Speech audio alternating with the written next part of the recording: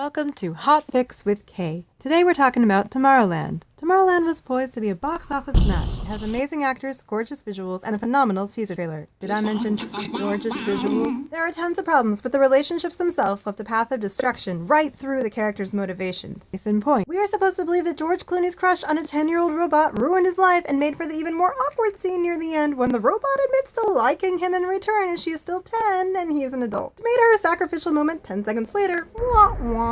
Underwhelming. Casey, the main girl, had a great relationship with her father, which is awesome to see on screen, but also, when George tries to connect with her over their shared past, she shuts him down. And finally, Hugh Laurie is a grumpy man who hates everyone and has no real beef with George except he thinks everyone should die because everyone is awful, making him less than a great villain. When Hugh Laurie, who built his career on playing a conflicted people-hating house, does not come across as believable in the exact same role, something is rotten in Denmark. So, how do you fix this without costing the studios tons of money? Simple. Make the robot girl George meets in his first scene a real girl who thinks she is one anyways. Give George and her a wedding scene with a Hugh Laurie being the dad that gives her away.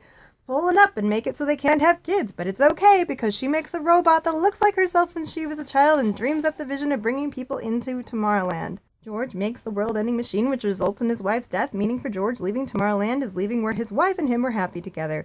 I would hide in a well-armored hole if I ruined the future of the world and killed the one I loved most in the process. When Casey shows up, she can remind George of his wife when she was young. His wife believed that they could change the future, and Casey believes the same thing. The wife's death also gives Hugh Laurie a real reason to hate people and to punch George later. He's a grieving father who now believes loving people brings pain, and people like George only bring death. Then the robot is not George's former almost lover. The robot is like his daughter. Their relationship and dialogue and the truck can stay the same. She already has the rebellious teen vibe going for her. It's the death of the closest thing he has to a child and the last thing his wife made, making for a more powerful moment of sacrifice 10 seconds later.